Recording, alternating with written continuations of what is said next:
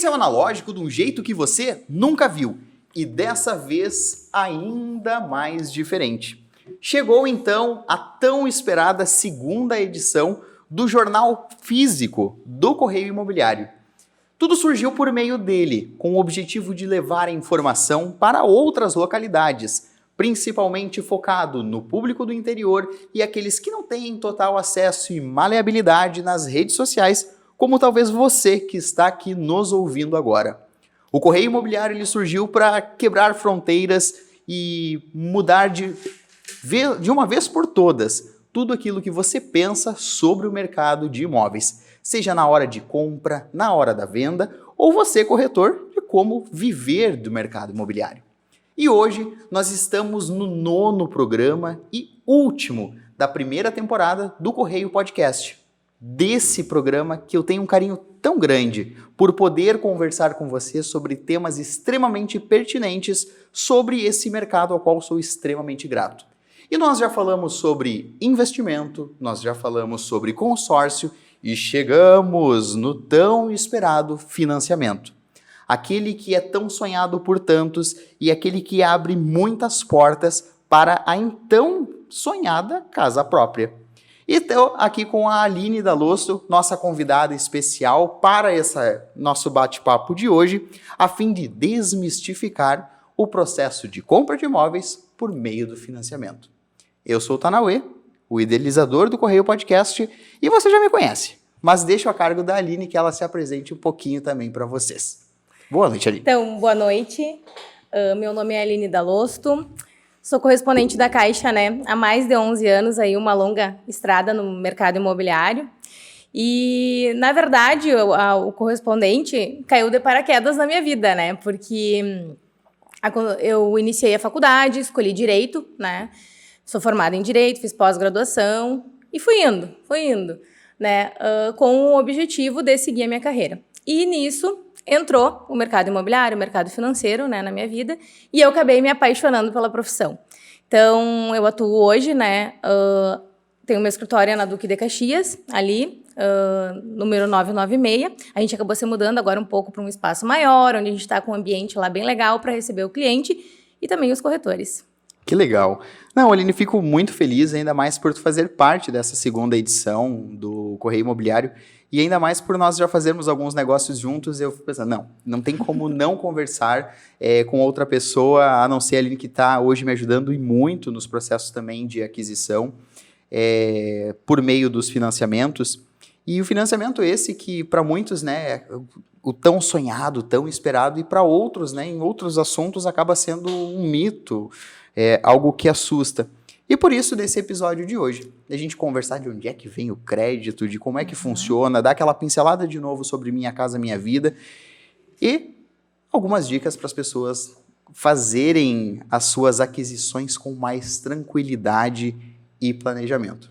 Tu mencionou, então, que antes de tudo, mencionou que fez Direito, então... Sim, sou formada em Direito, mas acabei não seguindo a carreira, como eu te falei, né, porque me apaixonei pela profissão. Então, contando um pouquinho da minha história, né, eu vim morar em Santa Maria em 2013, a convite do meu ex-chefe, ele abriu, né, um escritório de correspondente da Caixa, e eu vim para trabalhar para me sustentar, né. Então, naquela época, eu não entendia a importância da minha profissão, né.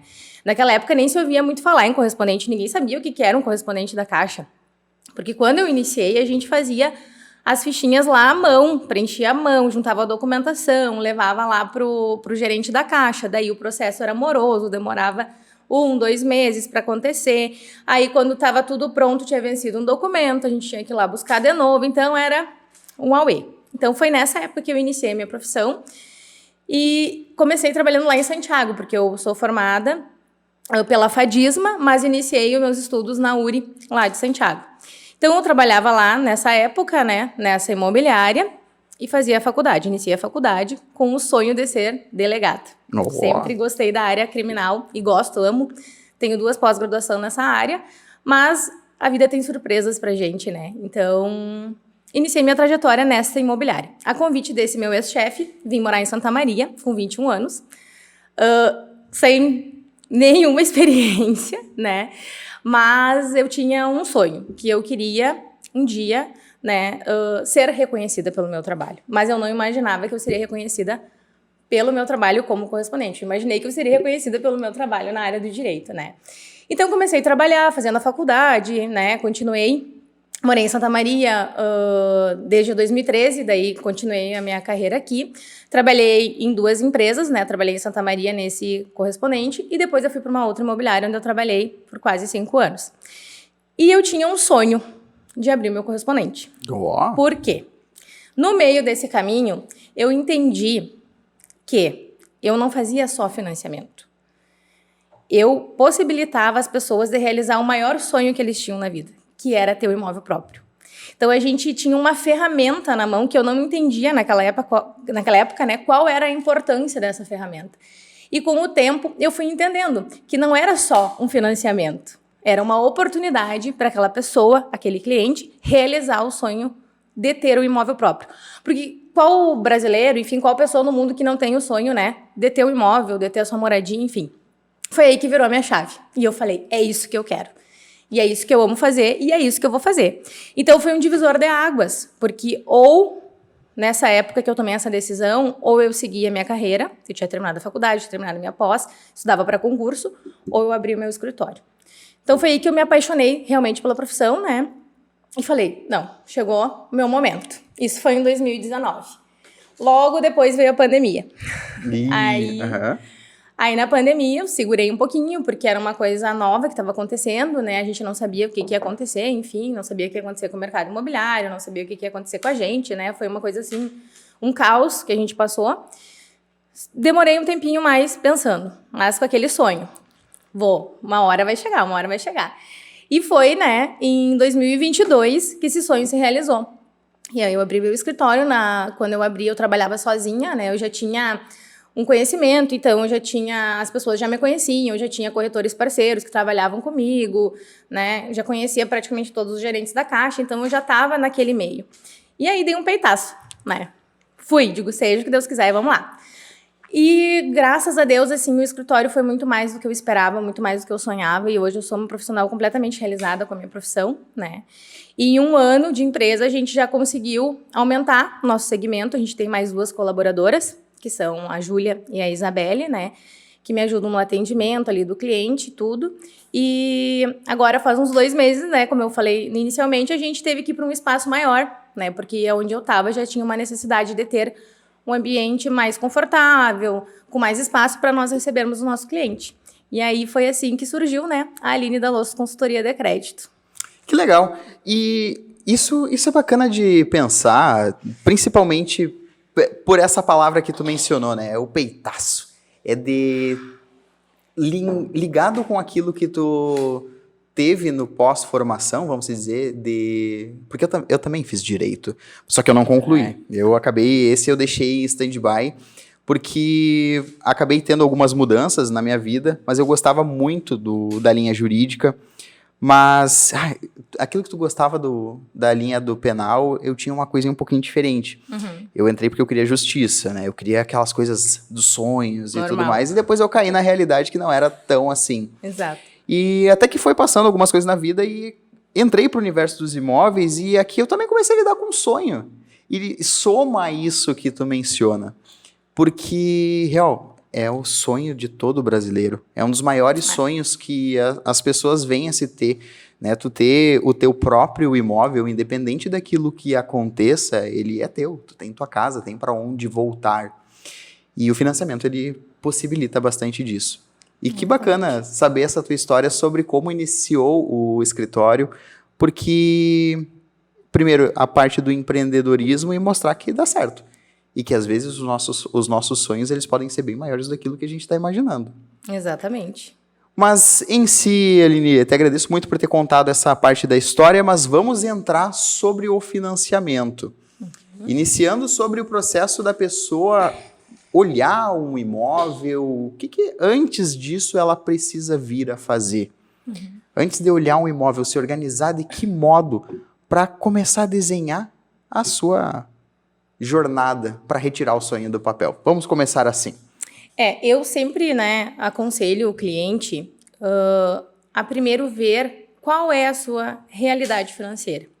Porque às vezes o cliente vem, né, com um sonho maior do que ele pode naquele momento. E a gente tem aquela frase, né, o primeiro imóvel às vezes nunca é o imóvel do sonho, mas a gente vai dando um passinho de cada vez. Então, o cliente está procurando um imóvel de 300 mil, um exemplo, tá? Mas aí, quando eu analiso a documentação dele e eu vejo que ele não tem a capacidade para o de 300, vamos tentar um de 250, um de 200. O importante é tu adquirir o teu primeiro imóvel, porque aquele imóvel ali é o que vai te dar o impulso para te chegar no imóvel que tu quer. Começou comigo, né? Um exemplo próprio meu, que quando eu fui comprar meu primeiro imóvel, a gente comprou um apartamento que era um mimo, assim, eu sou apaixonada por ele até hoje, a gente, né, mas não era o apartamento que a gente queria. A gente queria um apartamento de outra forma, a gente sonhava de outra forma. Compramos o apartamento, moramos 2 anos lá, e no ano passado a gente conseguiu realizar o sonho de ir para um apartamento exatamente como a gente queria. Então, o cliente ele tem que ter um pouquinho de paciência, que às vezes ele não vai conseguir comprar aquele que ele quer, mas ele vai conseguir comprar aquele que ele pode. E aí que vem o financiamento, né? Ele é uma oportunidade, uma ferramenta que a gente tem para o cliente poder realizar esse sonho, né? Então, o que eu sempre aconselho o cliente? Primeiramente, vamos fazer uma simulação. A gente fazendo a simulação, a gente consegue encontrar a melhor condição para o cliente, né?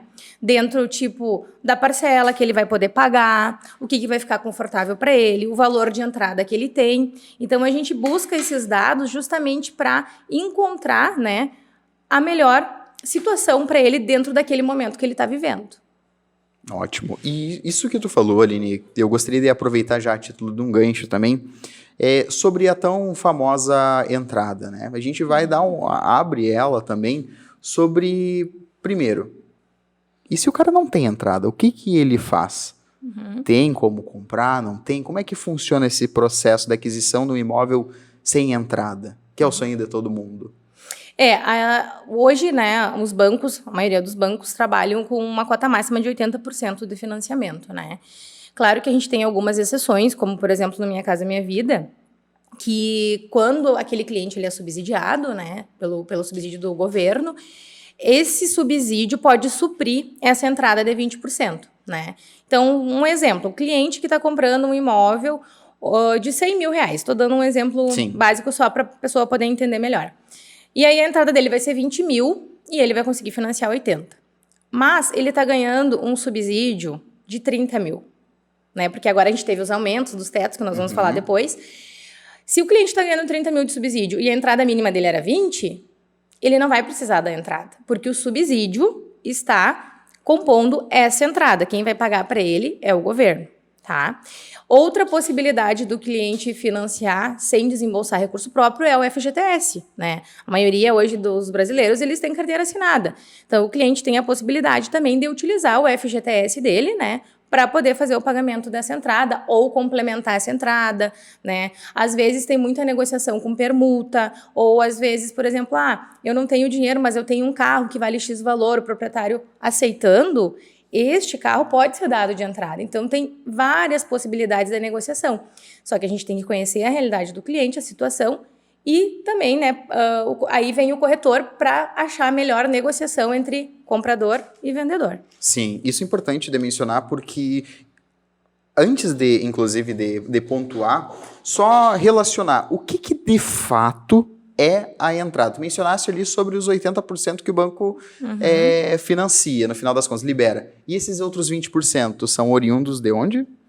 Do cliente, né? De recursos do cliente. Mas não paga para o banco, correto? Não paga para o banco. Essa é uma dúvida que muitas pessoas me perguntam, se o valor de entrada tem que pagar para o banco. Não, o banco ele não recebe nenhum real de entrada. Essa negociação é feita diretamente, né, para o proprietário do imóvel. Então, é uma negociação entre comprador e vendedor. Como no exemplo anterior que eu utilizei, se for, por exemplo, uma entrada com que vai ter um carro, né, na negociação e mais um pouquinho de dinheiro, ele vai passar o carro para o vendedor e vai dar aquele dinheiro. O que vai entrar junto com o financiamento é quando o cliente opta em usar o FGTS como entrada. Aí sim, o FGTS, se for total ou parcial, né, compor toda a entrada ou parcialmente, ele só vai ser liberado na conta do vendedor quando for liberado o financiamento, ou seja, depois do registro de imóveis. Então, aí o banco vai depositar o valor do financiamento, né? e mais o valor do FGTS. Mas em relação aos recursos próprios ou negociação, onde vai ter ali entrega de outros bens, é feito diretamente com o proprietário. Então, no final das contas, só para frisar, os processos de aquisição dos imóveis são 80% que o banco vai te liberar e os 20% você vai acertar com o proprietário do modo que melhor convier no negócio de vocês. Exatamente. Dentro do processo, depois de... A pessoa, então, já entendeu, fez a simulação. E quando é que ela começa, de fato, na tua visão, Aline, a olhar os imóveis? Nisso ela já estava olhando, na tua visão como correspondente, até mesmo para ti, corretor, para verificar o quesito de time, ou uma ideia de como trabalhar. A pessoa fez a simulação e olha os imóveis, ou aprova o crédito e olha os imóveis? Fizemos a simulação, encontramos a melhor condição para o cliente e depois vamos olhar os imóveis. Justamente para quê? Para não frustrar o cliente. Não criar uma expectativa de uma coisa que ele não consegue naquele momento. Então, a melhor forma é simular. Simulação, ok, o cliente gostou, ó, ficou a entrada dentro do que eu tinha, esse imóvel aqui é mais ou menos o valor que eu tinha pensado, essa prestação coube no meu bolso. Aí sim, vamos juntar toda a documentação desse cliente, fazer a aprovação do crédito dele, e aí sim, ele tem uma aprovação que é válida por 180 dias. Então, ele tem todo esse tempo para ele procurar um imóvel com calma, verificar que imóvel ele vai gostar mais, enfim. E aí depois, vamos supor, pode me perguntar, Aline, tá, e aí se ele encontrou um imóvel de maior valor ou de menor valor, a gente pode alterar? Sim, a gente pode alterar, não tem problema, a gente altera e adequa aquele imóvel que ele escolheu. Então, o momento ideal sempre de procurar, né, o imóvel é depois que o cliente já tenha certeza que ele tem um crédito aprovado, que ele tem condição de ir lá e comprar aquele imóvel. Não, ótimo. Isso é muito bacana. Até mesmo pergunto isso para ouvir de ti como profissional da linha do crédito, principalmente, porque muitas vezes nós mesmos, corretores, no início da profissão, nós saímos afoitos para mostrar imóveis e muitas vezes acabamos por frustrar o cliente, ou o cliente mesmo por se frustrar. Exato. Porque eu brinco, muitas vezes acaba ficando praticamente expert mais que o corretor nos imóveis que se tem na cidade. É. Só que o mercado, ele gira muito, né? Os imóveis, eles mal ou bem, uma hora estão ali, outra hora já foram. É muito rápido que isso acontece. Mas perfeito. Nós já fizemos a simulação, a pessoa decidiu então que ela vai comprar, tu chegaste a aprovar o crédito dessa pessoa e ela fez tudo certinho, começou a olhar o imóvel. E Aline, vamos lá. Digamos que essa pessoa foi numa casinha bem simplesinha, uma casinha de madeira, mas que ela lembra da casa da avó. Esse imóvel pode ser o imóvel que ela vai financiar? Tu sabe que o imóvel de madeira é um bicho de 7 cabeças, porque todo mundo acha que não financia, né? E, na verdade, o imóvel de madeira financia. Financia? Financia. Nos explique, então, isso. A Caixa financia o imóvel de madeira desde que ele esteja em boas condições de uso, né? No caso, o historiador da Caixa vai lá, ele vai analisar o imóvel, ver se está tudo certinho, se a casa está em boas condições, e aí ele vai liberar no laudo. Só que o imóvel de madeira, ele tem uma particularidade, que ele pode ser financiado no máximo em 10 anos. Então, aquele cliente, por exemplo, que precisa de um prazo mais alongado, porque o financiamento hoje possibilita tu fazer em até 420 meses, né? Sim. Isso daria 35 anos. Já o imóvel de madeira é no máximo 10 anos. Então, aí a gente já tem uma questão que, eu gostei desse imóvel aqui, mas o meu prazo aprovado é 420. Vamos ver se vai se adequar nos 120 meses para ele comprar aquele imóvel que ele quer. Legal. Né? Então, essa é a única particularidade que tem no imóvel de madeira, mas é possível sim fazer. Inclusive, eu já fiz financiamento de imóvel de madeira. E aí, claro que a análise, né, do banco ela é um pouco mais técnica no imóvel de madeira porque ele tende a deteriorar mais rápido, né, do que um imóvel convencional de alvenaria, por exemplo. Sim. E dentro disso, Aline, no caso, o imóvel de madeira a gente também pode vir a considerar o imóvel misto? É que a gente tem duas questões para a gente não confundir. Imóvel misto, que a Caixa considera, é aquele imóvel que tem uma parte residencial e uma parte comercial, que também pode ser financiado. Tá? Então, o cliente pode, sim, financiar um imóvel que, por exemplo, em cima tem a sua casa e embaixo o comércio. Perfeito. Né? Já o imóvel misto que tu te relacionou em alvenaria e madeira, também, a mesma coisa, não tem problema. O engenheiro da Caixa vai lá, vai olhar, né, ver se está tudo certinho, se o imóvel está em condições e, se tiver, vai liberar. Outra dúvida, vamos dizer que essa casa de madeira, ela então acabou passando, a casa tá show de bola, mas fica numa rua com estrada de chão. Isso também é uma outra dúvida que acontece bastante. Financia-se imóveis com estrada que não é asfalto ou calçada? Sim, imóveis individuais não têm a exigência de ter asfalto em frente, né, pavimentação. Por imóveis individuais que eu me refiro, por exemplo, eu quero construir uma casa numa cidade, numa rua que não tem pavimentação ainda, tá? Então, não tem problema nenhum de o terreno estar localizado nessa rua onde não tem pavimentação. A exigência da pavimentação é para quando são imóveis de empreendimentos, né? Por exemplo, a construtora vai fazer um prédio onde ela vai vender aqueles imóveis financiados pela Caixa. Então, aí sim, nesse caso, é obrigada a ter a pavimentação.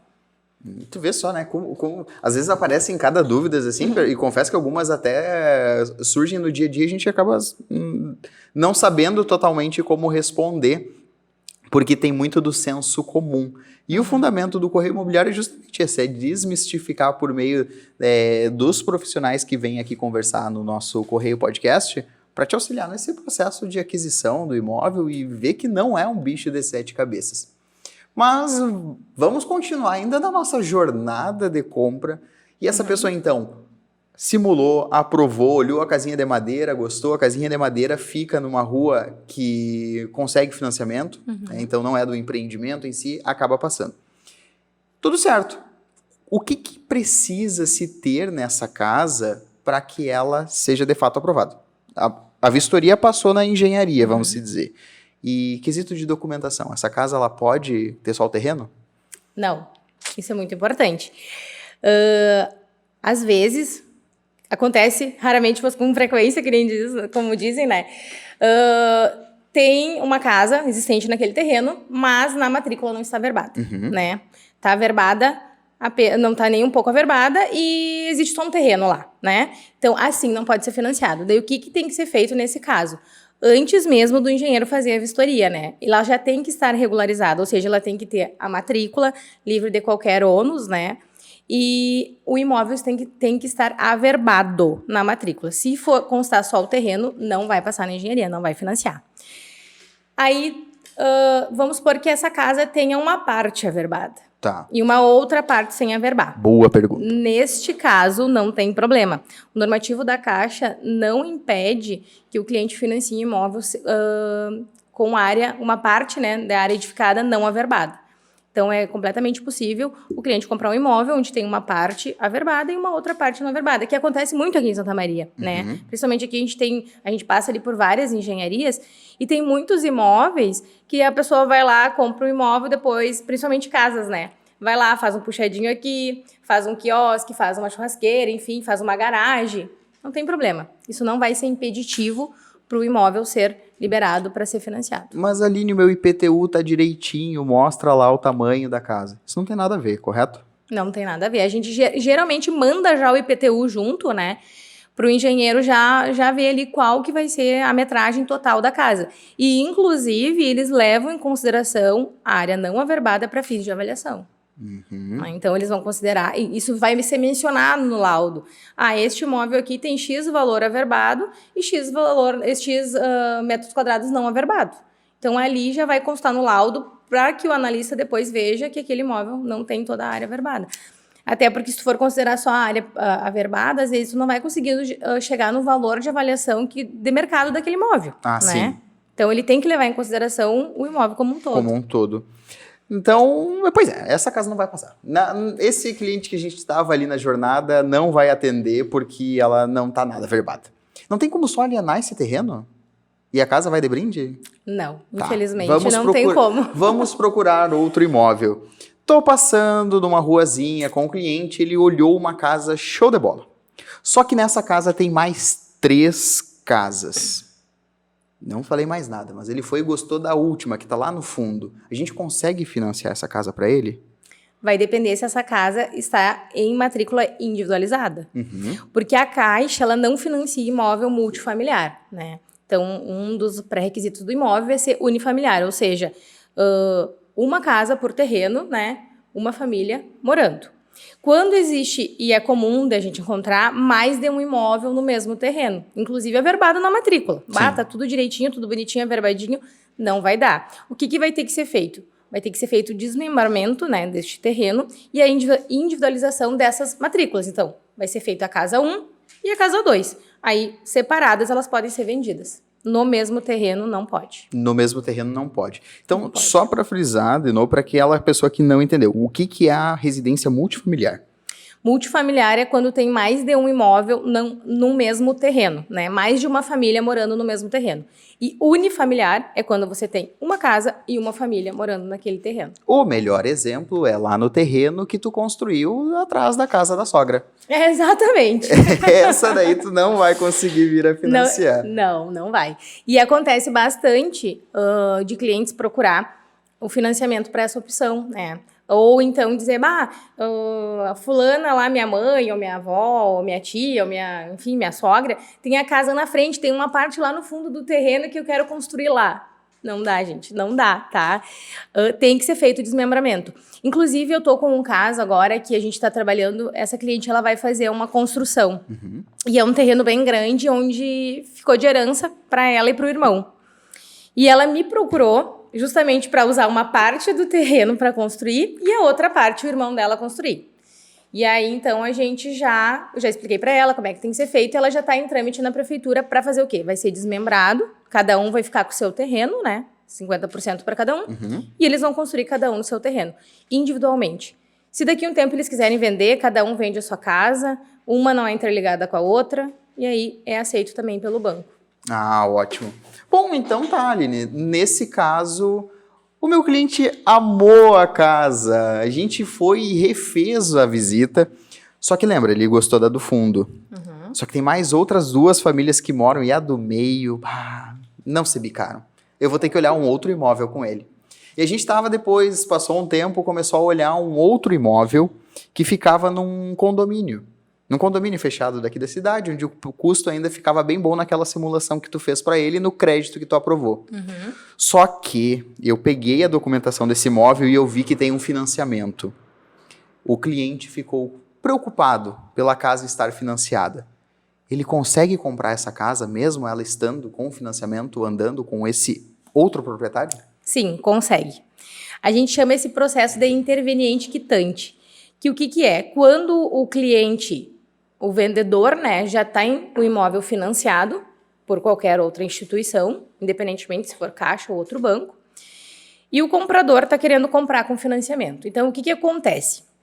O financiamento do comprador vai quitar o financiamento do vendedor. Qual é a exigência para acontecer esse processo do interveniente quitante? O saldo devedor, né, do vendedor não pode ser superior ao valor que o cliente está financiando e utilizando do FGTS. Então, por exemplo, se o cliente está financiando 80 mil sem usar o FGTS, tá? Está financiando 80 mil, não está usando o FGTS, vai pagar a entrada lá com recurso próprio. Tá. O saldo devedor desse vendedor não pode ser superior a 80 mil. Se ele for superior a 80 mil, ele tem que fazer uma amortização desse saldo devedor, fazendo com que esse saldo seja de 80 mil ou menos. Aí vai lá, entrou o financiamento do comprador, né, na conta do vendedor, é quitada essa dívida que ele tem e o que sobrar fica na conta dele para ele, tá?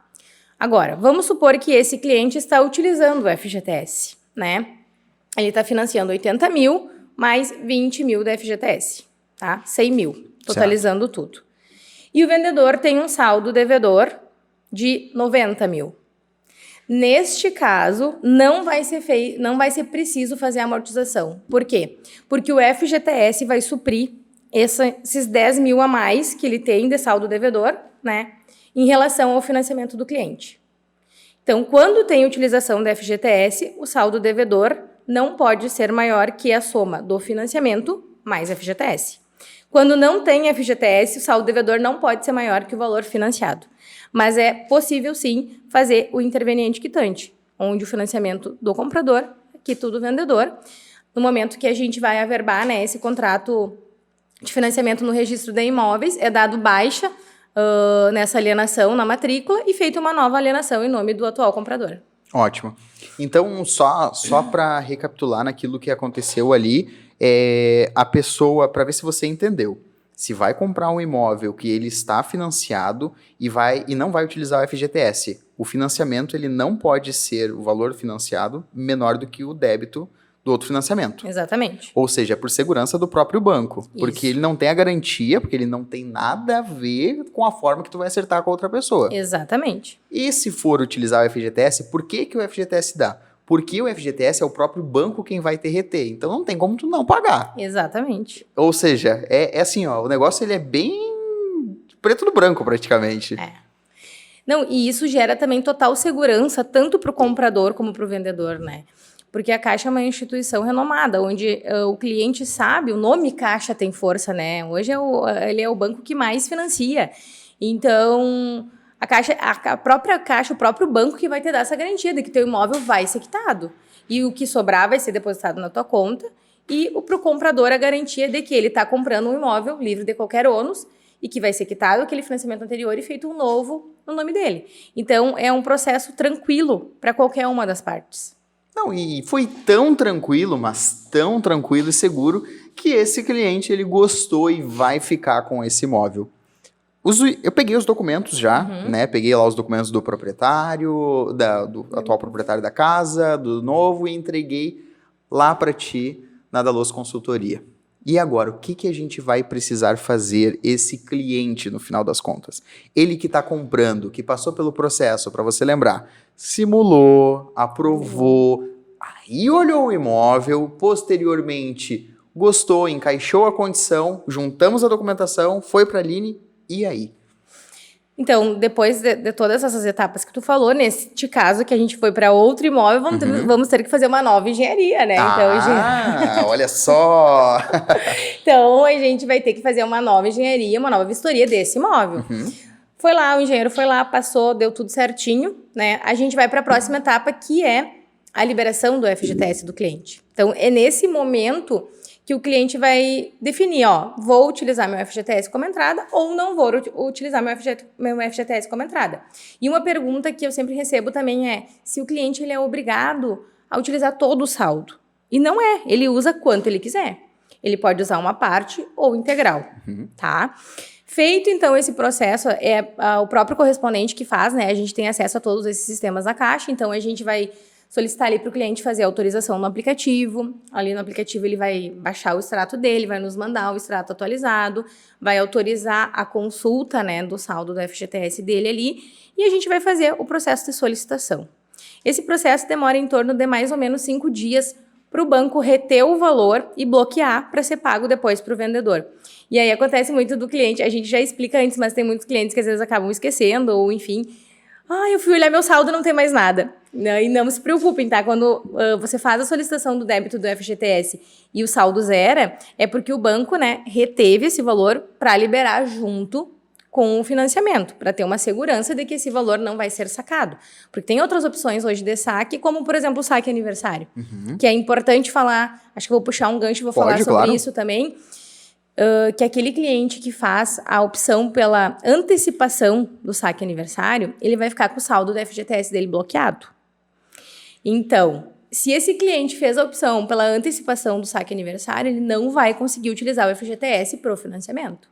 Isso é importante. Então, a pessoa que tá com o seu... vai lá todo aniversário e gosta de pegar o FGTS para usar ele no imóvel, esquece. Não, tem uma diferença entre antecipação do saque aniversário e opção pelo saque aniversário, que eu vou explicar agora. Opção pelo saque aniversário é aquela opção que tu faz lá no aplicativo e todo mês lá no teu aniversário tu vai receber X valor referente àquele ano. Perfeito. Tá? Opção de saque aniversário não bloqueia saldo. Então, eu faço a opção do saque aniversário, mas eu quero usar esse ano, agora eu recebi no meu aniversário e agora eu vou comprar um imóvel. O saldo remanescente eu posso utilizar, sem problema nenhum, né? Só você vai diminuir seu saldo, porque se você antecipou, vai diminuir ali o valor que tu vai poder utilizar no financiamento. Mas não tem problema nenhum. Agora, a antecipação do saque aniversário aqui é o problema. Por quê? A antecipação do saque aniversário nada mais é do que um empréstimo. Ele é um empréstimo onde tu deixa o teu dinheiro em garantia. Qual o dinheiro? Do FGTS. Então, é por isso que o banco bloqueia o saldo para garantir que, neste tempo que você antecipou o seu saque aniversário, você vai pagar o que você antecipou. Então, ele vai ficar bloqueado durante esse tempo. Como, por exemplo, eu antecipei o meu saque aniversário de 2023 e de 2024. O meu saldo vai ficar bloqueado até 2024. Mas tudo tem solução. Vamos lá, vamos para a solução. Então, vamos supor que esse nosso cliente aí, que tu tá dando de exemplo, tenha feito antecipação do saque aniversário, Perfeito. né? Ele tem a opção de pagar o que ele antecipou. Tá. Então, ele vai lá, fez antecipação de 2 anos. Meu saldo tá bloqueado, não vou conseguir utilizar. O que ele vai fazer? Ele vai procurar a instituição, né, que ele fez a antecipação do saque aniversário e vai solicitar os boletos para pagamento dessa antecipação. Então, a instituição vai fornecer para ele o boleto, ele vai fazer o pagamento e o dinheiro vai voltar para a conta dele e, consequentemente, liberar o saldo remanescente. Então, ele vai ter o saldo que ele já tinha ali, mais o que ele pagou e a conta liberada para ser utilizada no financiamento. Então, não precisam se preocupar quando vocês fizerem antecipação e achar que não vai conseguir usar. Tudo tem solução. Vai demorar um pouquinho, porque tem a questão de pagar o boleto, depois a gente tem que informar o banco que foi pago e esperar voltar o saldo para a conta. Mas demora pouquinho, em torno de uns 10 dias, mais ou menos, todo esse trâmite. Isso é detalhe. É. Então tá. Chegou o tão sonhado dia, deu tudo certo, liberou o FGTS, o proprietário ficou feliz da vida. E o proprietário, agora eu vou começar a denominá-los, tá? Para ficar mais fácil, não é nenhum caso específico, mas só para a gente poder lembrar das pessoas em si. O cliente A, que era o Joãozinho, fez a aquisição, né? Ele fez todo o procedimento como a Aline mencionou, comprou a casa lá no condomínio, que estava financiada usando o recurso do FGTS, que por acaso ele tinha antecipado, mas a gente conseguiu dar um jeito. Demorou, mas conquistou. E aí, o seu José, que era o proprietário dessa casa, ele tem uma idade um pouquinho mais avançada, mas pegou o dinheirinho na mão e agora ele vai comprar o sítio dele. Vai poder sair da cidade, vai pescar, criar uma vaquinha. Vou procurar o corretor para olhar o meu tão sonhado sítio. Esquece tudo aquilo que aconteceu, porque o seu José ainda não assistiu e talvez ele não tenha lido o Correio Imobiliário e começou a procurar o sítio do vizinho dele, quem sabe. Porque era um sítio muito bonito, que era vizinho da mãe, que ele visitava e assim por diante. Chamou você, corretor que está nos ouvindo, e foi lá visitar. Porque, né? Uma comissão, quem sabe, e vai atender ainda uma pessoa com o seu sonho. Iniciamos uma nova jornada, que agora é a jornada do seu José. Aline foi lá, olhou o imóvel e se apaixonou. É tudo o que ele queria. Vamos fazer um financiamento? Aí a gente tem um probleminha. Por quê? Tudo vai depender se esse sítio está numa área urbana ou rural. Né? Porque quando o imóvel está localizado em área rural, a Caixa ela não financia um imóvel rural. Tá? Inclusive, agora tem um projeto do governo, do Minha Casa Minha Vida, que vai ser lançado para a área rural, mas ainda não foi lançado. Então, a gente não tem maiores informações, mas tá por vir aí. Daí depois a gente pode conversar sobre isso. Mas ainda não foi lançado, então eu não tenho maiores informações, né? A gente está aguardando aí para ver como é que vai funcionar esse novo programa. Mas vai ser basicamente um programa Minha Casa Minha Vida, para pessoas que querem adquirir ou reformar seu imóvel rural. Então, acho que vai ser bem legal esse projeto aí e eu espero que dê certo, né? Para essas pessoas também terem a possibilidade de, como tu disse, realizar o sonho de comprar um sítio, uma chacrinha, enfim. Sim. Mas hoje, atualmente, a nossa realidade qual que é? O financiamento imobiliário não pode ser feito para a área rural, né? Então, qual seria a solução para o seu José, né? Seu José. O seu José tem lá um imóvel quitado, né? Vamos supor que o seu José tem um outro imóvel quitado lá, que ele não tenha vendido ainda. A gente tem uma modalidade de crédito na Caixa que a gente chama de crédito real fácil. Onde, nessa modalidade, o cliente pode deixar um imóvel em garantia e pegar até 60% do valor deste financiamento para ele gastar da forma que ele quiser. Então, ele pode comprar uma chácara, ele pode comprar um caminhão, ele pode comprar um carro, ele pode viajar, enfim, ele vai fazer o que ele quiser. Por quê? Porque a garantia do banco é o imóvel dele, tá? Então, nesse caso, o seu José tem um imóvel quitado, urbano. Ele vai deixar esse imóvel em garantia e o dinheiro referente a esses 60%, vamos supor que ele pegou, vai entrar na conta dele e ele vai poder comprar a área rural. Aí a área rural vai ser escriturada, tudo direitinho, registrada, só que ela não vai ficar alienada. O que vai ficar alienado é o imóvel urbano que ele tinha ali guardadinho ali, ou até o próprio imóvel que ele morava, enfim, né? Porque se a pessoa reside nesse imóvel, ela também pode deixar ele em garantia. E só para vocês entenderem melhor o que significa o crédito real, é como se fosse uma hipoteca. Pois é, eu ia mencionar, é uma como hipoteca. Se fosse uma hipoteca. Entendi. A gente não chama mais de hipoteca porque é uma alienação fiduciária como financiamento, né? O próprio imóvel vai ficar como garantia. Mas, para as pessoas entenderem melhor, é como se fosse uma hipoteca, ou seja, tu vai deixar o teu imóvel em garantia para pegar um dinheiro do banco. É isso. Pronto. Tudo envolve garantia. Sim. E como o seu José ele não tem mais o imóvel, porque ele vendeu, né? Ele vendeu ali pro outro rapaz, agora esqueci o nome, mas já... Pro Joãozinho. Pro Joãozinho. O Joãozinho tá lá morando, feliz, não dá mais pra gente mexer nessa casa. E aí o seu José, não dá para financiar, ele precisava de financiamento, mas como era para aposentadoria e rural não dá, vai sonhar então com a praia. Vamos levar a prenda pro litoral. Beleza. Lá ele consegue financiar tranquilo, certo? Sim, pode financiar sem problema nenhum. Ele encontrou um apartamento que é, uma maravilha. Só que o valor que ele tem não completa toda a aquisição. Ele vai ter que financiar. Mas vamos lá. Seu José está com 69 anos. Ele consegue financiar nos 420 meses porque dá para aquela parcelinha pequenininha que ele fez a simulação no site da Caixa? Aí vai depender desses 69 anos e quantos meses. Por quê? O prazo mínimo que a Caixa financia hoje é 120 meses. Isso dá 10 anos, né? E com 80 anos e 6 meses, o imóvel tem que estar quitado. Então, por exemplo, vamos supor lá que o seu José tem 69, quase 70. Não vai ter possibilidade por causa que o prazo não vai permitir, né? Porque o prazo mínimo é 10 anos. Se ele não alcançar esses 120 meses para alcançar os 80 anos e 6 meses, ele não vai conseguir o financiamento. Mas, se ele recém fez ali os 69 anos, ele ainda vai ter esse prazo, né, de 10 anos para pagar. Claro que a parcela vai ficar um pouco alta, né, nesse caso dele, devido ao seguro, né, porque o financiamento ele tem 2 seguros obrigatórios, que são o seguro MIP, morte ou invalidez permanente, e o seguro DFI, que é para danos físicos ao imóvel. Então, esse seguro ele já é incluído na parcela. Então, quanto maior a idade do comprador, mais caro é o seguro MIP, que é o seguro de vida.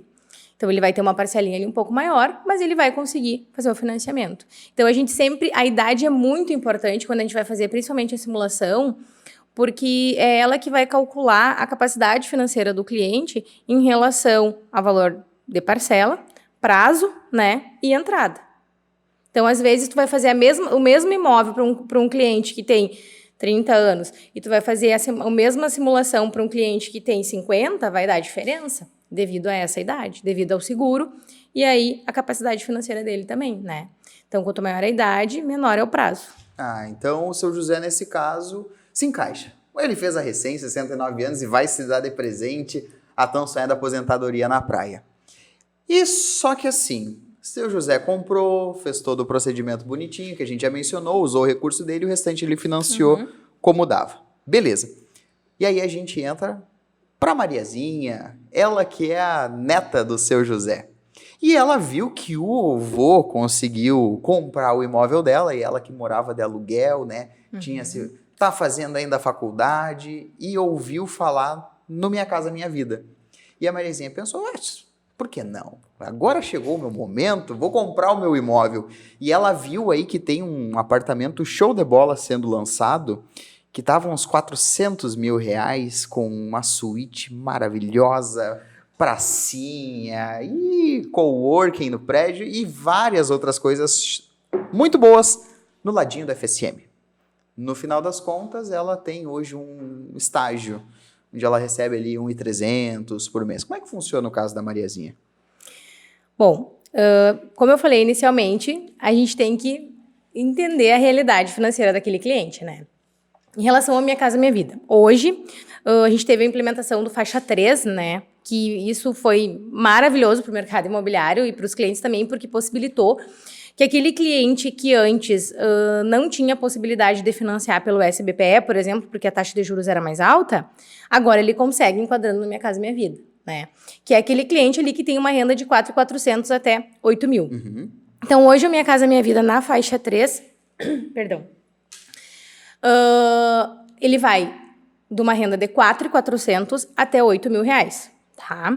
E o imóvel, ele pode ser até 350. Então, no caso da Mariazinha, já não ia enquadrar o valor do imóvel, né? Porque ela está procurando um imóvel de 400 mil, então ela não vai enquadrar. Ela tem que encontrar um imóvel até 350. Só que a renda da Mariazinha não permite que ela enquadre no faixa 3, porque ela é uma cliente que é com renda do faixa 1, né? Porque hoje, só para vocês entenderem, a gente tem 3 faixas no Minha Casa Minha Vida. Faixa 1, que é para renda até 2.640. O faixa 2, que é de 2.640 com 0,1 até 4.400. E o faixa 3, que é de 4.400 com 0,1. É muito importante o 0,1, porque se for 4.400 redondo, não vai enquadrar. Até 8.000 reais. Então, qual é a diferença entre essas faixas? Que o faixa 1 e 2, usando o exemplo de Santa Maria, ele vai poder comprar, o cliente vai poder comprar um imóvel de até 220 mil. Então, não é todo o cliente que vai conseguir se enquadrar no faixa 3. São clientes específicos. Por quê? A exigência é que ele tenha de 4.400 a 8.000 de renda. Se for um cliente, Aline, que tem 3.500 e ele quer comprar um imóvel de 300 mil, ele não vai enquadrar no Minha Casa Minha Vida, porque a faixa de renda dele não enquadrou, tá? Então, faixa 1 e 2, relembrando, vai até 220 mil aqui em Santa Maria, né? Aqui na região, por exemplo, Itaara, né? As regiões aqui que a gente tem em São Pedro, ali ficou em 190. Então, um valor muito próximo. Na época, Itaara acho que estava 167, agora está 190. Então, ali é um mercado que vai dar um boom ali, porque imagina um imóvel, que tu compra um imóvel muito, como é que eu vou te dizer, maior, por exemplo, em Itaara, com 190, do que aqui em Santa Maria, né? Porque as cidades são diferentes. Então, esse cliente que ele está procurando, no caso da Mariazinha, a gente teria que fazer uma simulação para ela, dizer, Mariazinha, não vai dar para te comprar um imóvel de 400, mas a gente pode procurar um imóvel de 150, 160, de 130, enfim. Sobre a questão da renda, tá? Antigamente a Caixa aceitava contrato de estágio, né, como comprovante de renda. Hoje não aceita mais. Então, a gente, praticamente hoje, o que é aceito para comprovação de renda formal, né, que é a renda formalizada do cliente, é contra-cheque, imposto de renda. Basicamente é isso. Claro que a gente tem outras opções, como, por exemplo, nota de produtor rural, que é bastante utilizada, né? O extrato do FGTS, tu pode utilizar, contendo a renda do cliente ali. Muitos perguntam, minha carteira de trabalho, posso usar? Não, a carteira de trabalho não pode usar.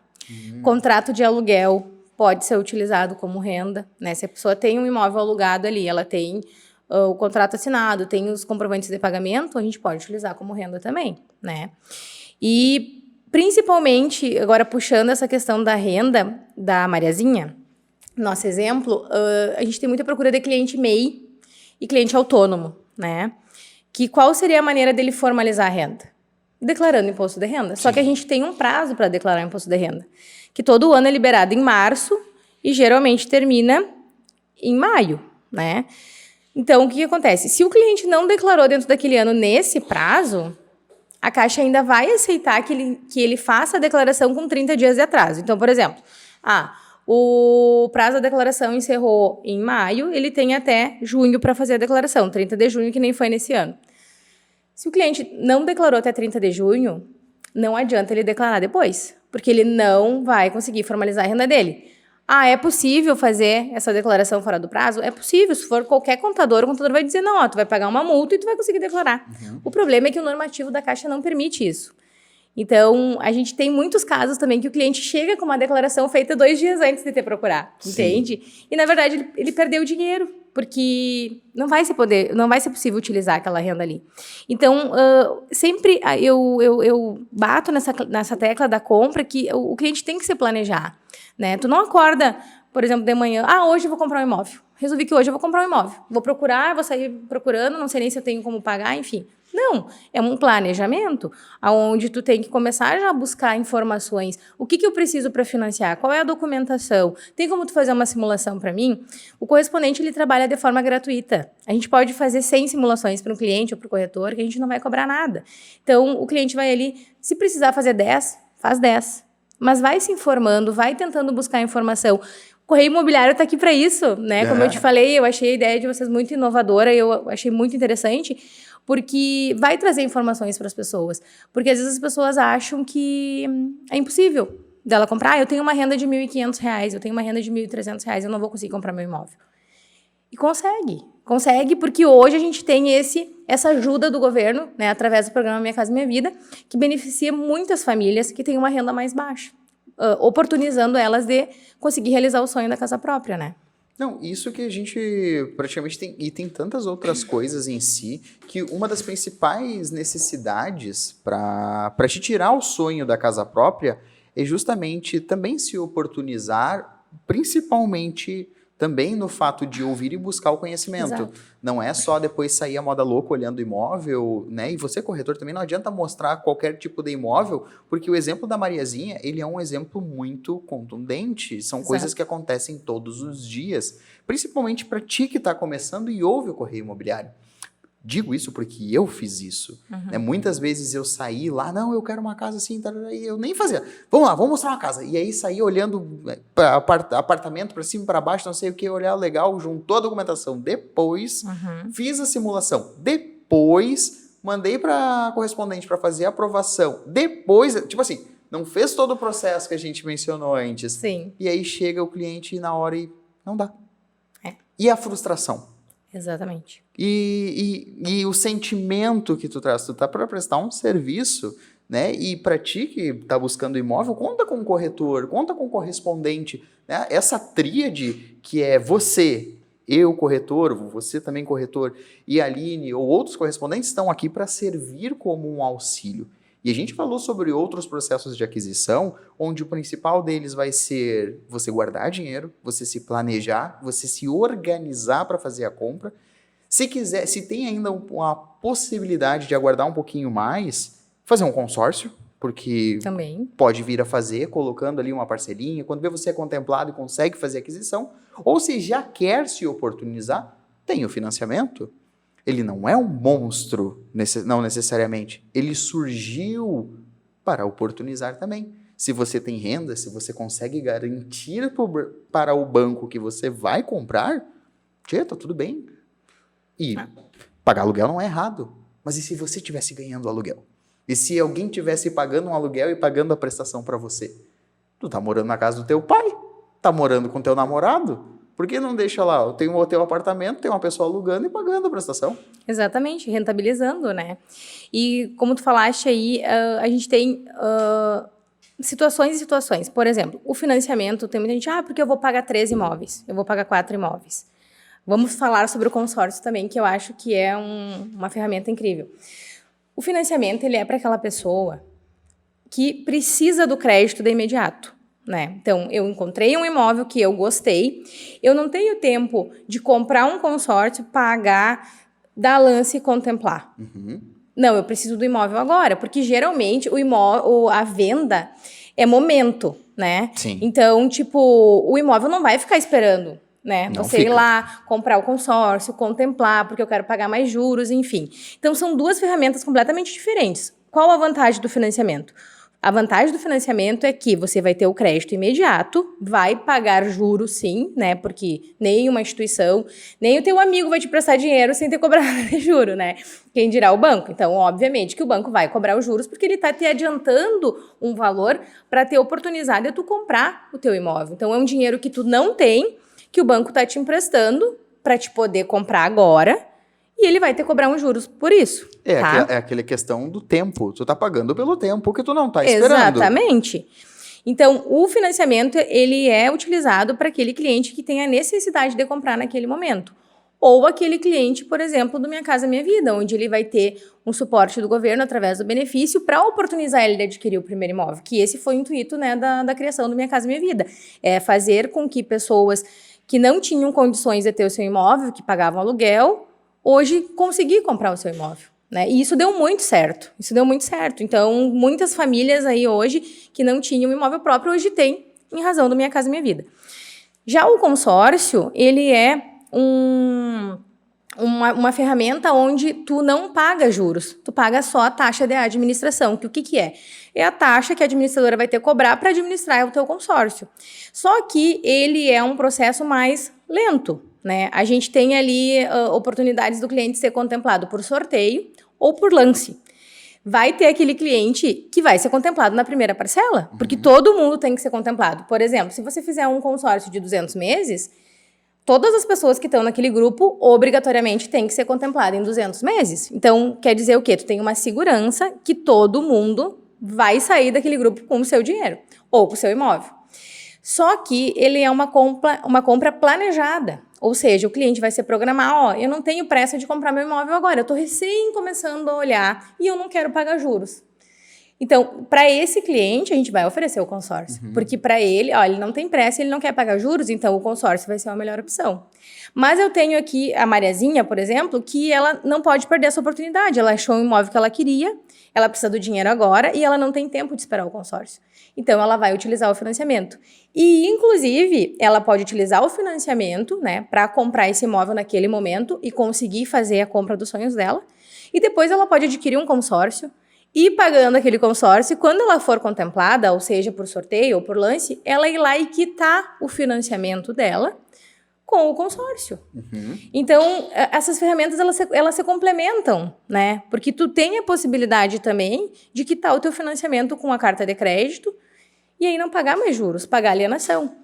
E, além disso, ainda no financiamento, quando tu vai fazendo as amortizações, porque o cliente pode amortizar de duas formas, tanto com recurso próprio como com FGTS, no caso de clientes que são seletistas. Essa parte só a título para a gente frisar bem, Aline, é no sentido da amortização, por exemplo, que o monstro todo é o juro, tem como amenizar ele, né? E aí, então, entramos na amortização.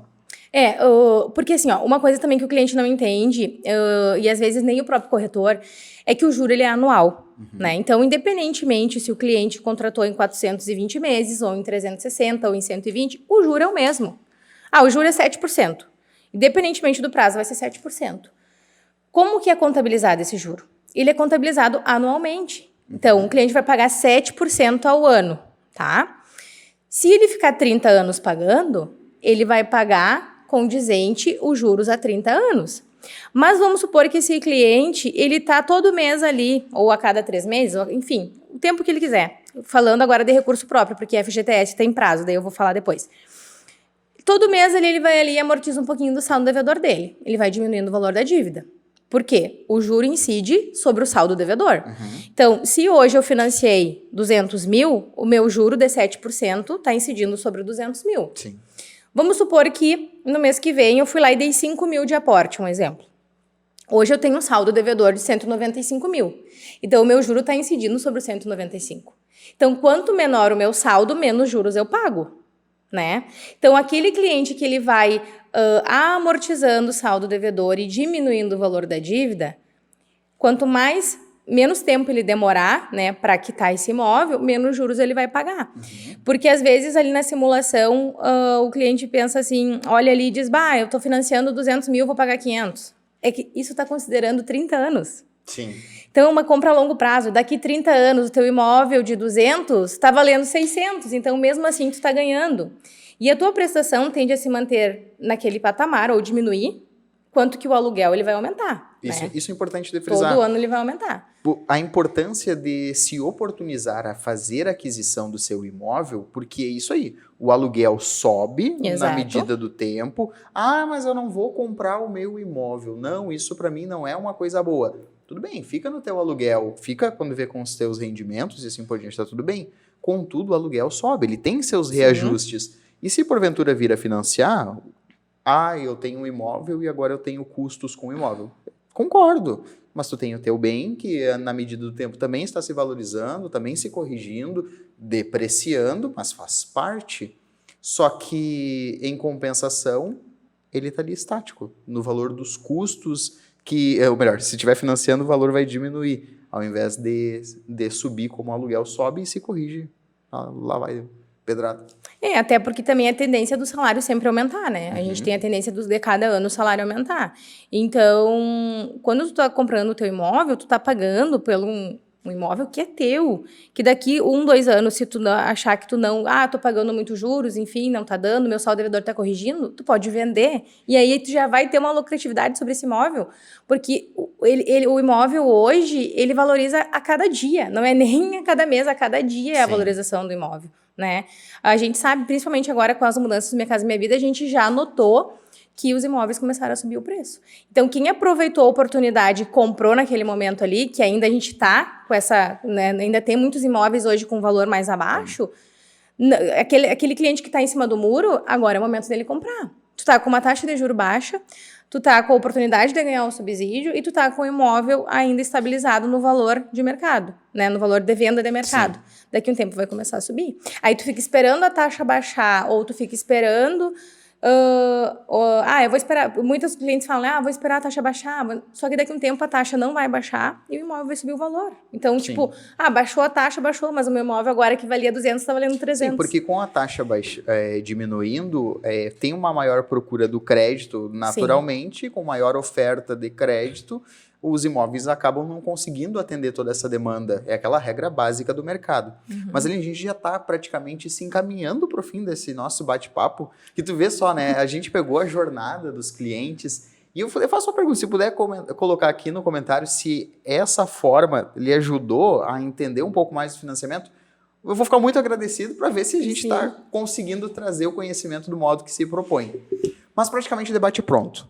Mariazinha olhou o imóvel, entendeu a questão ali dos valores, só que ela não tem a entrada, ela não tem um carro, ela não tem nada. E aí?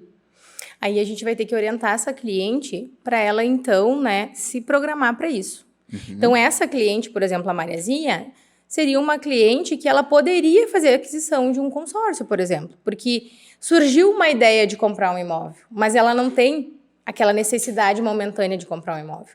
Então, essa cliente, ela vai se programar para, tem 2 opções, ou ela vai comprar um consórcio, vai ir pagando, né, vai ali dando um lance, enfim, né, ou de repente ela pode dar sorte de ser contemplada no sorteio, porque o cliente pode ser contemplado na primeira, segunda parcela, alguém vai ser, né? Sim. E comprar o imóvel dela posteriormente. Ou ela pode se programar. Tá, nesse momento aqui eu não tenho a entrada, né, mas eu vou me programar para ano que vem fazer isso. Então, ela vai se programar economizando um pouquinho por mês, né? Se ela depois vier assinar carteira, ela já sabe que ela vai ter o FGTS para complementar a entrada dela. E ela já vai começar a olhar imóveis dentro da realidade financeira dela. Uhum. Para quando chegar no ano que vem, ela conseguir realizar o sonho da casa própria. E se for no hoje e ela conseguiu, ela vai ter os imóveis que atendem à realidade do agora. Exatamente. Mas se planejar um pouco mais, pode conquistar algo ainda melhor. Exatamente. Isso é importante frisar, né? Quando tu olhou o imóvel, em alguns conteúdos que a gente coloca nas redes sociais, nem sempre a gente inicia como tua história, né? Tu não começou no imóvel dos teus sonhos. Exato. Inicia foi um passinho de cada vez. Um passinho de cada vez. Não quer dar esse passo que é ir direto para ele? Espera. Tem o tempo, ou se não... A gente é muito imediatista, né? Uhum. A gente quer tudo para ontem. Eu quero ir. E aí acaba, às vezes, desistindo do teu sonho porque tu quer aquilo naquele momento. Mas talvez aquela hora ele não seja o teu momento ainda. Sim. Então, tu tendo a oportunidade de adquirir um imóvel, que tu... Obviamente que a pessoa não vai lá e vai comprar qualquer imóvel. Não é isso que eu tô falando. Eu tô falando de o cliente entrar na realidade dele e entender o que ele pode comprar. Porque, às vezes, é aquilo que eu digo, gente, milagre não existe. Né? Não existe milagre, a gente não consegue fazer milagre. Existe planejamento. Né? Então, por exemplo, no caso da Mariazinha, um imóvel de 400 mil para uma pessoa que tem um rendimento de 1.300, não fecha, essa conta não bate, entendeu? Mas um imóvel de 150, 160 mil, ou 140, enfim, um imóvel de menor valor, vai encaixar. Então, é isso que eu sempre prezo, sabe? Que eu converso, às vezes, com os meus parceiros, com os corretores que a gente conversa. Quando eu vejo que aquele cliente não vai dar, eu já digo para ele, esse imóvel aqui não vai dar, mas já pega outro na manga, por quê? Para te não deixar o cliente assim, chegar pro cliente e dizer, não vai dar e tchau. E já era. Né? Não, e só é importante, se tu não tem a entrada, é se planejar, porque isso é importante. Exatamente. O banco ele não libera 100%. Engana-se no sentido, inclusive, do zero total entrada, que uma vez eu acabei conversando sobre isso, porque o que é zero entrada é subsidiado. Exato. Esse dinheiro sai de algum lugar, seja do teu FGTS que é teu ou veio do governo, ele saiu de algum lugar. Ou seja, o banco ele não vai te dar 100%. Nenhuma instituição financia Ninguém. 100%. Nenhuma. É segurança, é as garantias e assim por diante. Bom, então tá, a Mariazinha deixou, passou, agora praticamente bate pronto. Olhar um imóvel, terreno e construção também dá, né, Aline? Dá, sim. A gente tem a modalidade, né, de aquisição de terreno, nessa parte da construção, aquisição de terreno. Então, o cliente pode financiar só o terreno, se ele quiser. Certo. Ele pode financiar aquisição de terreno e construção em terreno próprio. Então, se o cliente também tem um terreno que está lá no nome dele, quitadinho, ele pode fazer a construção desse imóvel. Ou seja, a lógica do financiamento ela vai ser basicamente a mesma. Vai se alienar um bem, o banco vai te liberar esse valor. Só que ele precisa alienar algo, seja o imóvel que você está olhando e está querendo fazer a aquisição, seja o imóvel que você tem para dar a título como se fosse a hipoteca, ou o terreno para te tirar uma construção. Exato. Ponto. A lógica realmente é bem básico o negócio. O que vai realmente mudar vão ser nos casos do Minha Casa Minha Vida, que a gente mencionou ali sobre as mudanças, correto, Aline? Que agora, Sim. inclusive, facilitaram para o processo de aquisição em outras oportunidades, outros imóveis. Inclusive, uma coisa legal é que aqui na segunda edição do Correio Imobiliário, nós trouxemos apenas imóveis que se encaixam no Minha Casa Minha Vida. Nessa nova condição para você ver e se oportunizar. E nisso que a gente já mencionou, falamos, planeje-se. Você tem que se organizar para fazer a aquisição. Não é hoje comprar um apartamento. Não é assim. Imagina, não é que nem um tênis. Comprar uma calça na Renner. Comprar uma calça na Renner, eu não gostei, vou lá. Cara, boa parte pro resto da vida. Para muitas pessoas é a única aquisição da vida, então tem que ter um cuidado muito importante. E se você é jovem, pode vir a fazer a aquisição de um imóvel degrau para depois fazer a aquisição de um imóvel ainda melhor e usar esse como parte do pagamento, ou se não, aguarde. Você não precisa se apressar. E uma coisa que eu brinco, Aline, é que muitas vezes, até eu digo que é como se nós vendêssemos financiamento, porque é a forma que mais facilita. Sim. E muitos corretores acabam insistindo bastante nisso, mas todo mundo tem um momento para fazer. E o nosso papel é ajudar. Também não dá para chegar uma pessoa e entulhar ela num financiamento, porque se não paga, o que acontece? Bom, se o cliente não paga o imóvel, né, a partir do momento que vencer a quarta parcela, o banco retoma esse imóvel. Então, o que é o processo de retomada? É quando o cliente está com mais de 4 parcelas vencidas, o banco, como é uma alienação fiduciária, ou seja, o imóvel é a garantia do banco, o que o banco faz? Ele retoma esse imóvel para ele, né, e aí ele vai para leilão. E o que acontece no leilão? A Caixa vai vender esse imóvel por um valor ali mínimo da dívida, né?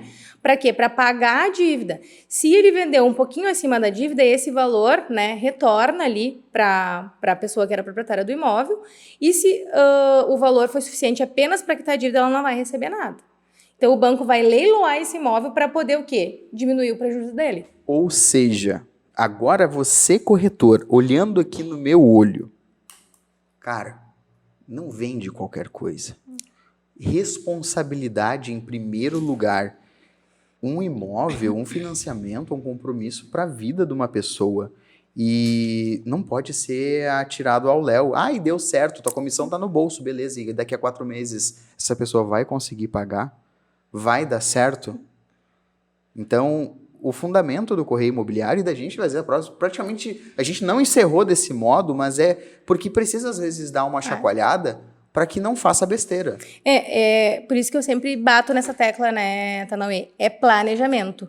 E assim, ó, as pessoas muitos acham que o financiamento, né, é um processo muito burocrático, e não é.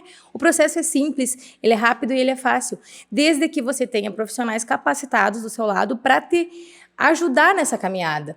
Porque é muito mais... É a mesma coisa que eu andar numa linha reta aqui, sabendo chegar ali, com alguém que já sabe me mostrar o caminho, e eu andar aqui no escuro sem conhecer o caminho. Então, o corretor de imóveis, o correspondente, eles são profissionais qualificados para auxiliar o cliente a chegar nessa condição, como a gente falou, da realidade do cliente. Não é vender um imóvel para ganhar comissão ou para eu fazer um financiamento para bater minha meta. Não, não é isso. Por isso que eu digo, eu não faço financiamento. Eu ajudo o cliente a realizar o sonho dele. Eu não vendo financiamento, eu vendo sonhos. E é isso. Quando tu entende que aquilo ali é muito mais que um financiamento, é muito mais que uma venda, que às vezes a pessoa juntou dinheiro a vida inteira. Tem pessoas que juntaram dinheiro a vida inteira para comprar aquele imóvel. Então, não é só um financiamento, é um sonho que está sendo realizado ali. E isso que tu falou, Aline, grava bem. Tem gente que juntou dinheiro a vida inteira. Você não precisa hoje comprar o seu imóvel. Exato. Cara, tá tudo bem. Funciona assim, se organize. Não é tão... Tipo, é simples, mas não faça besteira às vezes. Né? Não cai também na lábia muitas vezes do corretor que vai ter vender, porque precisa. Porque ainda não tem essa visão, infelizmente. Mas se organize. Bueno, Aline, agora tirando esse papo um pouco mais pesado, e a gente já está praticamente no nosso fim, te faço uma última pergunta, que eu aprendi ela assistindo um podcast, eu gostei muito da forma com que ela acontece, que é o seguinte: te perguntei muitas coisas até aqui. O que se tu estivesse no meu lugar, tu gostaria que tivesse te perguntado? Uma coisa que faltou na nossa conversa, alguma coisa que tu gostaria de falar para essas pessoas. O que faltou te perguntar? Olha, a gente falou sobre praticamente todo o processo de financiamento, né? Em relação a todo o início, né? Eu vou dar uma recapitulada aqui. Eu acho que uma coisa que para a gente encerrar com chave de ouro, como você diz, é a gente repassar todo o passo do financiamento. E tem uma pergunta que muitos me fazem, e a gente não falou aqui, que é sobre o sistema Saque Price. Ah, verdade. Então está feita a pergunta. É essa pergunta que eu iria me fazer se estivesse no teu lugar. As pessoas perguntam muito qual é a melhor, Saque ou Price, tá? E eu sempre digo, a melhor é a que cabe no teu bolso. Por quê? São dois sistemas de amortização muito distintos, onde o sistema da Saque, né, é o sistema de amortização constante, ou seja, a parcela vai iniciar num valor maior, porque a amortização dos juros, né, nesse sistema é maior no início, então ela vai diminuindo, pouquinho por mês, vai chegar lá no final, tu vai estar com uma parcelinha bem baixa. Só que não é só, a Saque é uma parcela maior e chega lá no final é uma parcela menor e deu. Não, o que muda entre a Saque e a Price é a amortização do saldo devedor. Onde na Saque, a amortização do saldo devedor, ela é constante todos os meses, ou seja, é o mesmo valor que vai amortizar o teu saldo devedor todos os meses. Por isso que ela diminui com o tempo, porque o saldo devedor, quanto menor, menor a prestação, tá? Já o sistema da Price, ela é o contrário, ali o cliente vai ter uma parcela menor, né? Ela vai ser uma parcela menor, só que ela vai ser linear até o final, ela vai ser fixa. E não confunda a parcela fixa com correção de saldo devedor, que eu vou falar também. Estou falando agora sobre os sistemas, né? Sistema Saque, iniciando um valor maior, vai diminuindo todo mês, então parcelas decrescentes, e a amortização do saldo devedor é sempre a mesma. Já na Price, ela é o contrário. Então, uma parcela menor, porém essa parcela ela é fixa, e a amortização do saldo devedor ela é progressiva. Ou seja, ela vai iniciar diminuindo bem pouquinho o saldo devedor no início e lá no final que ela vai começar a amortizar mais saldo devedor. Então, essa é a diferença entre as duas tabelas. Então, as duas têm o seu lado bom e as duas têm o seu lado ruim. Por quê? Porque tem um cliente que não vai ter condições de pagar o valor da prestação da Saque. Mas ele tem condições de pagar na Price. Então, qual é o melhor para ele? A Price. Tem um cliente que não quer ficar pagando os juros. O meu saldo devedor vai diminuir muito devagar, eu não quero pagar juros, então a melhor opção para ele é a Saque. Se a parcela coube no bolso dele, a entrada ficou ok para ele, é a Saque. Então, isso a gente expõe para o cliente. Eu gosto muito, né, inclusive para os corretores, para que eu sempre mando as duas opções. Por quê? Para o cliente analisar e ver o que é melhor para ele. Tem um momento que o cliente vai achar que a Price vai se enquadrar mais. E, inclusive, a maioria dos meus clientes, quando a gente explica essa forma, eles optam pela Price. Por quê? Por causa do valor da prestação, que é mais baixo. Então, aí vem, de novo, o planejamento. Se tu for comparar as duas tabelas em 30 anos, pegando as 30 parcelas, somar todas na Saque e na Price, obviamente que a Saque vai ser mais barata, porque a amortização dela é maior. Mas se aquele cliente que optou pela Price se planejar e ir fazendo as amortizações e ele conseguir quitar esse financiamento até no máximo a metade do prazo, ele vai ter um valor pago de juros igual ou até menor que na saque. Então, tudo é planejamento, como eu disse, tudo é planejamento. E, inclusive, só, então, frisando ali, Aline, na parte da amortização, tanto o saque quanto o price, se a pessoa for amortizar com valores externos, pode, né? Pode. Como se tem, a diferença é que na saque, às vezes, pode pagar aquela primeira e a última, como é comum, né? Geralmente, os antigos falavam mais, e na price, se for pagar a primeira e a última, vai ser a mesma coisa. É assim, ó, na verdade, a amortização, ela tem duas formas de tu amortizar, tá? Tu amortiza saldo devedor. Tá. Ponto. Eu tenho 10 mil reais. Tu vai diminuir 10 mil reais o teu saldo devedor. Aí tu tem as duas opções de diluir esses 10 mil reais, que é diminuindo o valor da prestação, ou seja, ele vai recalcular, né, esses 10 mil sobre todas as parcelas remanescentes. Então, vai diminuir um pouquinho a tua prestação de cada prestação, de cada parcela, né? Então, vai diminuir um pouquinho de cada parcela até o final. São diluídos nos 420 meses. Exato, no prazo remanescente. Ou tu tem a opção de diminuir no prazo, ou seja, abater aquelas últimas parcelas. Então, por exemplo, quando tu diminui o teu prazo, aquelas últimas prestações lá, a prestação 420, a prestação 419, 418, elas vão ser abatidas. Então, tu pegou 10 mil, tu vai dar para amortizar 20 parcelas, o teu prazo de 420 vai ir para 400 meses. E a tua parcela mensal vai manter a mesma. Então, sempre, né, quando o cliente ele vai amortizando no valor, utiliza o valor da amortização para diminuir o prazo, é mais vantajoso, porque as parcelas ela tem alguns encargos, onde tem o juro, tem o seguro, tem a taxa de administração.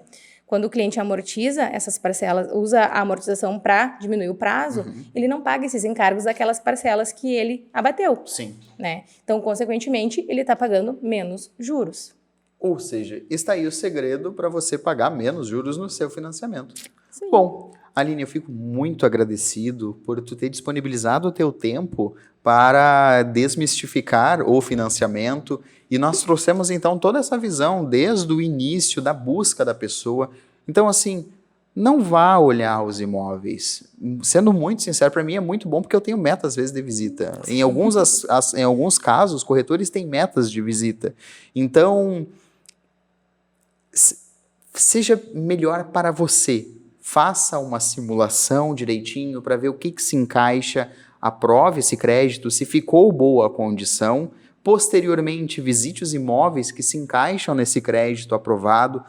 Escolha bem, escolha consciente e não faz besteira, né, de quando vier arcar com uma coisa que você não vai conseguir. Porque um imóvel não é uma calça na Renner. Exatamente. E até o próprio corretor também, né?